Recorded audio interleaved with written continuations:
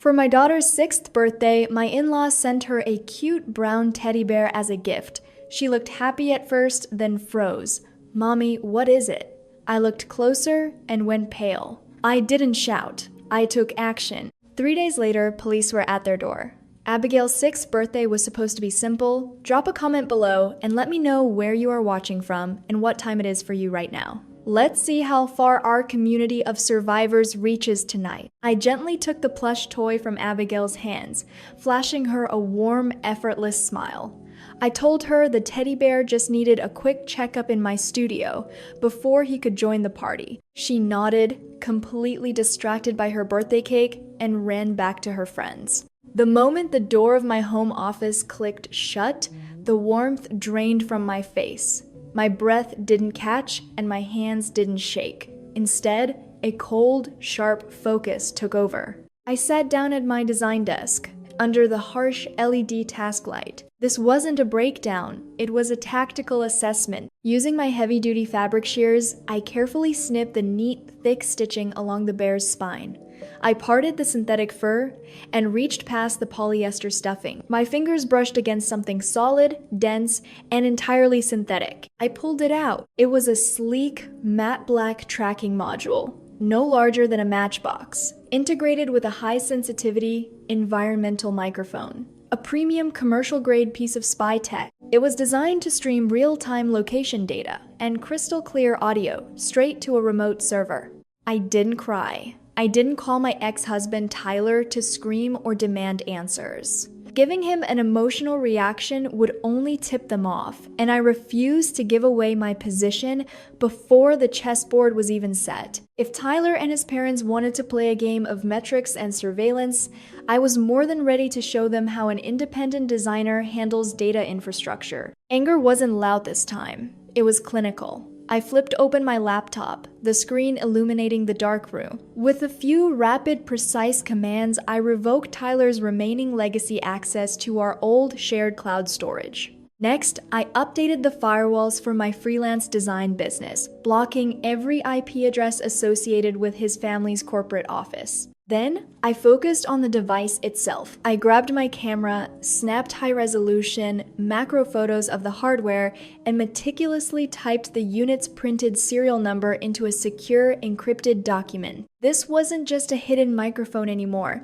It was an unredacted receipt. I carefully placed the tracker back into the plush lining, grabbed a needle, and restitched the bear using the exact same industrial pattern. To the untrained eye, it looked completely untouched. I smoothed down the brown fur, took a deep breath, and walked back out to the sunlit living room with a pleasant, strategic smile. The subscription to my submission had just expired, and I was about to rewrite the entire contract. For years, I had operated under the delusion that my marriage was a partnership. Looking at that gutted teddy bear on my desk, the reality finally crystallized. It had never been a marriage. It was a hostile takeover, and I had been the silent investor in their twisted version of a family. I had been the ghost anchor of Savannah, while Tyler maintained the polished veneer of a successful intellectual at country club dinners.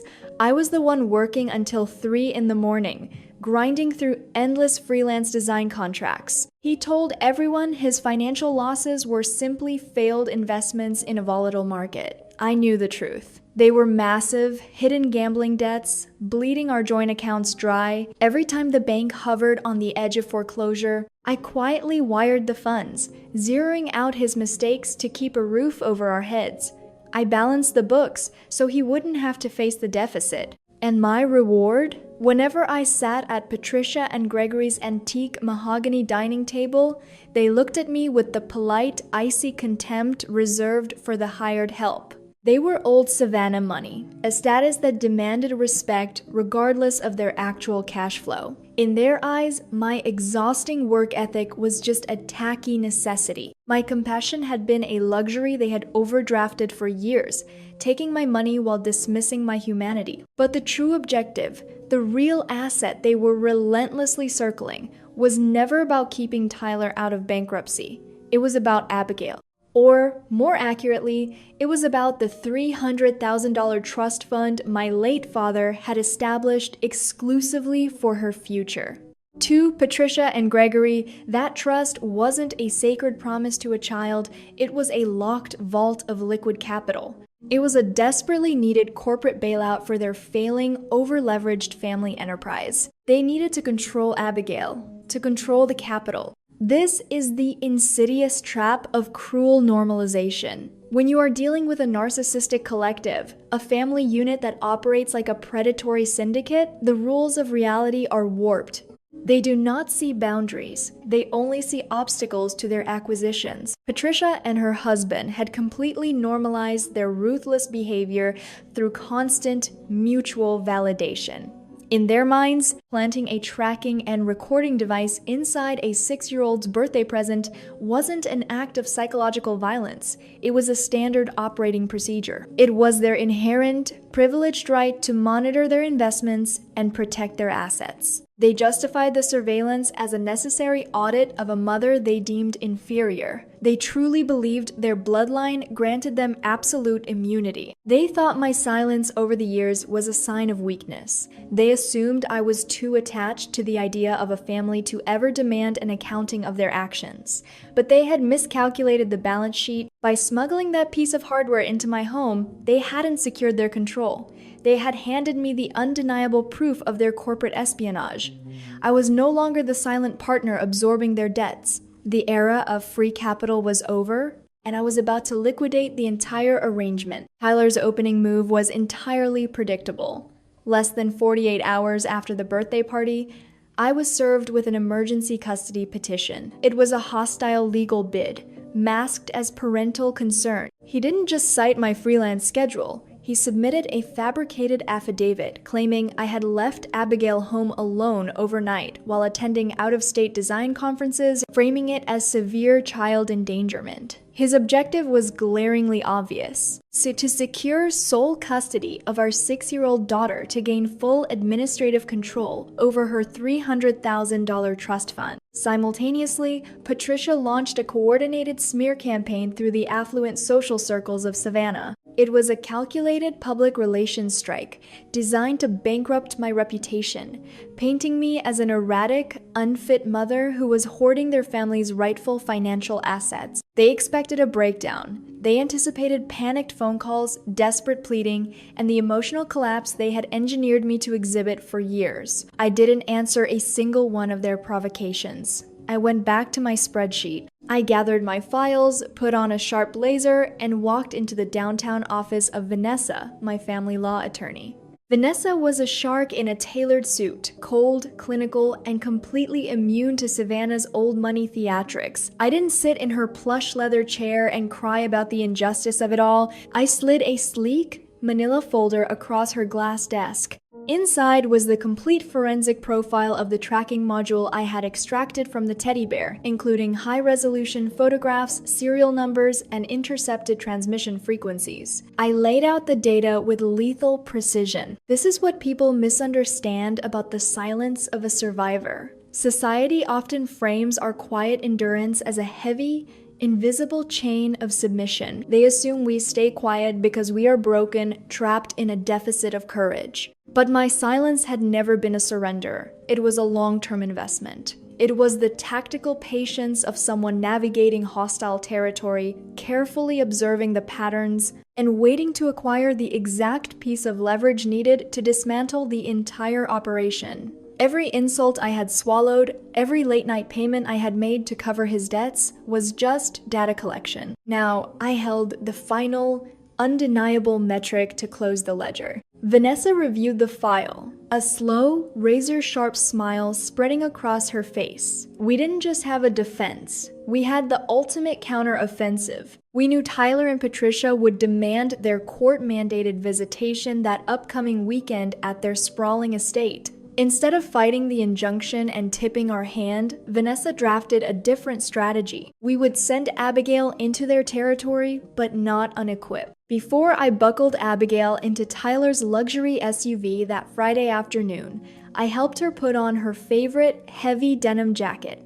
I told her it was my special armor for her. What Tyler and Patricia didn't know was that I had spent the night carefully sewing a micro SOS transponder directly into the thick lining of the collar. It was undetectable to a casual pat-down, but perfectly positioned to capture every word. It featured continuous environmental audio recording, seamlessly syncing every captured sound to a secure cloud server that Vanessa and I monitored in real time. They thought they were taking my most valuable asset. They didn't realize I had just planted a Trojan horse directly inside their impenetrable fortress. The surveillance inversion was complete, and I was ready to audit every word they said. Tyler's next play was a crude attempt at legal sabotage. Sunday evening, he sent a sudden email amending the mandated custody transfer location. Instead of the downtown police station, he designated an abandoned commercial parking lot on the industrial outskirts of Savannah. It was a calculated geographical trap designed to fabricate a custody violation. If I failed to show up, it was documented abandonment. If I arrived and he was not there, my word stood against his. I didn't panic. I drove to the coordinates. When I pulled into the desolate concrete expanse, my phone signal vanished into a complete dead zone. While the local cellular network was blocked, the transponder utilized its independent long-range satellite uplink backup to transmit the telemetry. It was designed for emergencies, bypasses local dead zones entirely. I waited exactly 10 minutes. No luxury vehicle. No Tyler. No Abigail. I didn't frantically dial his number or scream into the void. I simply put the car in reverse, drove until I hit a cell tower signal, and checked my digital dashboard. My laptop glowed from the passenger seat, streaming live telemetry from the hidden transponder in my daughter's jacket. A bright red alert flashed across the screen.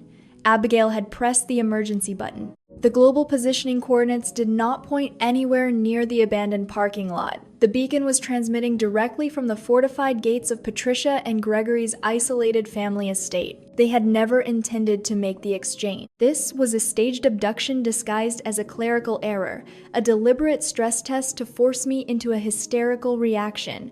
I rubbed my eyes trying to summon regret, but there was only clarity. I forwarded the timestamp location data directly to Vanessa's secure portal. As I pulled onto the highway, a high-priority encrypted file hit my inbox from Vanessa's forensic tech team.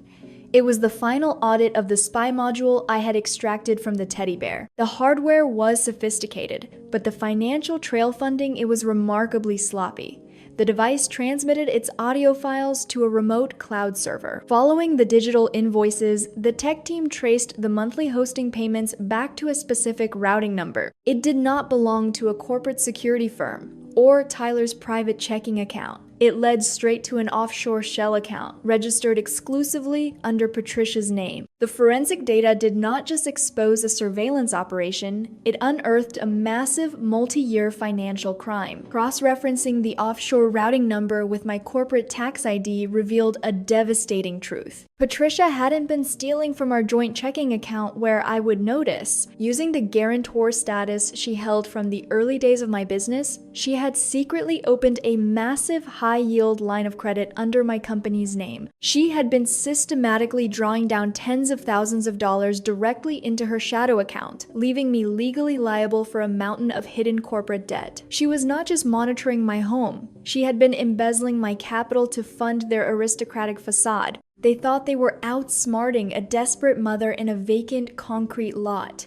They were not shocked by what they had done. They were going to be shocked that I had stopped playing along. By trying to steal my daughter, they had inadvertently handed me the decrypted ledger of their federal crimes. This was not revenge. It was accounting. I did not drive home. I updated my navigation system for Patricia's estate, dialed Vanessa on a secure line, and told her it was time to collect the debt. Calm, factual, lethal. I did not arrive at the sprawling estate pleading for my child. I arrived flanked by 2 units of the Savannah Police Department. Thanks to the forensic evidence from the teddy bear, Vanessa had already secured a conditional ex parte order from a judge earlier that afternoon. The moment Tyler violated the custody exchange, the order went active. The officers weren't responding to a sudden hunch. They were executing a pre-planned, court-mandated retrieval. Flashing blue and red lights reflected off the pristine white columns of Patricia and Gregory's ancestral home, projecting a highly visible audit onto their immaculate reputation. They had anticipated I would show up weeping at the wrought iron gate, begging for a moment with my daughter, generating the exact chaotic metrics they needed to validate their custody petition. Instead, I stood on the manicured lawn beside Vanessa, holding a synchronized tablet and a stack of printed, time-stamped geospatial coordinates. The officers did not knock politely. They breached the threshold, demanding immediate access under suspicion of unlawful concealment of a minor. The heavy oak doors swung open, revealing a grand hall of imported marble and glittering chandeliers. The stage was set for a hostile takeover, and I finally held the controlling shares. Patricia stood at the base of the sweeping staircase, draped in expensive silk, feigning aristocratic outrage. She demanded the officers leave her property, characterizing my presence as a hysterical overreaction by an unstable, negligent mother. Tyler hovered in the background, a complete liability of a man, shrinking into the dark mahogany wainscoting. Gregory puffed his chest, threatening massive civil lawsuits and casually name-dropping the local chief of police. They were attempting to leverage their historical social capital to invalidate my legal standing, relying on the same intimidation tactics that had worked for decades. They thought they could simply void the transaction, but my compliance had been a luxury they had overdrafted for years, and tonight their credit was permanently frozen. Vanessa did not entertain their negotiations. She stepped forward, extracting a heavy, high-fidelity wireless speaker from her leather briefcase and seamlessly synced it to my encrypted dashboard. She did not raise her voice or ask for permission. She simply tapped the screen, routing the live, uninterrupted cloud transmission from Abigail's transponder directly into the cavernous, echoing hall. The pristine, suffocating silence of the estate was suddenly shattered by Patricia's own voice, crystal clear and terrifyingly sweet. We were not playing back a historical recording. We were broadcasting an active, real-time feed from the upstairs nursery. The audio filled the room, cold and absolute. We heard Patricia cooing to my 6-year-old daughter. "You have to tell the judge that your mommy forgets things and is crazy." The voice echoed off the marble floors, dripping with manufactured, weaponized warmth. "If you do not say that, your daddy will be taken away by the police forever." You want to save your daddy, right? The words hung in the air, a toxic investment completely exposed to the light. It was textbook psychological coercion, a deliberate, calculated attempt to manufacture fraudulent testimony to secure access to a $300,000 asset. The polished, impenetrable veneer of the Savannah elite cracked and shattered right onto the foyer floor. Gregory's face drained of all color, his bluff irrevocably called by the undeniable metric of his wife's own criminal coercion. Tyler retreated completely into the shadows, actively hiding from the officers who were now unclipping their radios to request backup and draft a formal felony report. Patricia's mouth opened and closed, but the aristocratic script had entirely run out. Inside, my tablet glowed with a different kind of sunrise, the kind made of facts, numbers, and quiet retribution. They were not shocked by the profound moral bankruptcy of their actions. They were shocked that I had audited their deception and successfully foreclosed on their empire. I did not waste a single word on them. I just walked past the wreckage, up the sweeping staircase, to collect my daughter. In the sterile, mahogany-paneled courtroom, Judge Morrison did not just issue a standard family law ruling. He presided over the complete liquidation of a bankrupt legacy.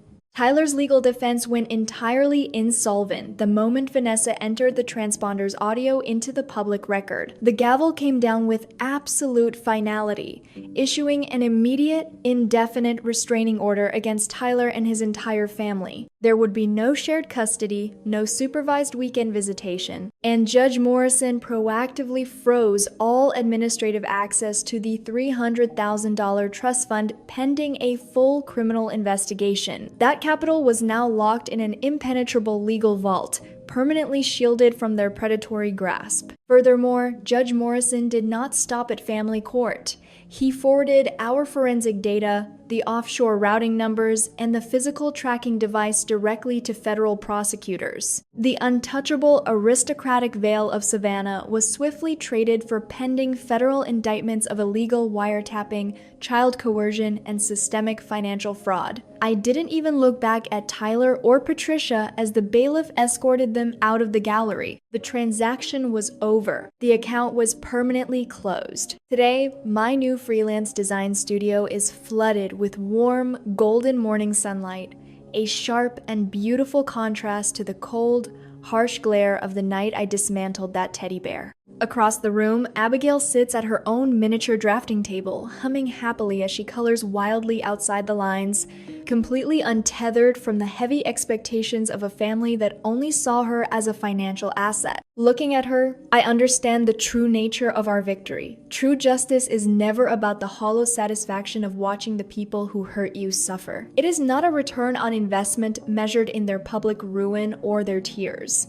It is the justice of the sower. It is about taking the scorched earth they left behind, clearing the toxic debris, and intentionally cultivating a fortress of peace.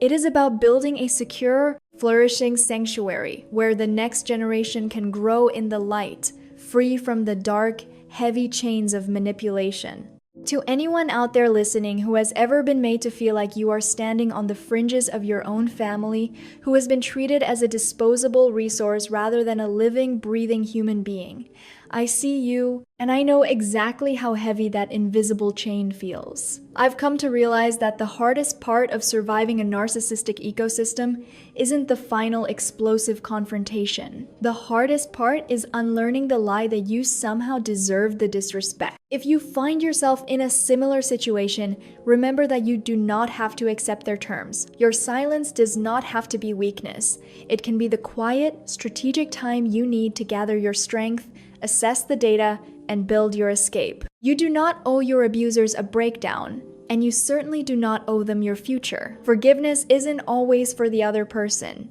Sometimes it's the only way to set yourself free and close the ledger for good. If this story gives you the strength to protect your personal boundaries and the people you love, please hit the like button, subscribe to the channel, and share this video with whoever needs it most today. Leave a comment below. Do you think I acted decisively enough?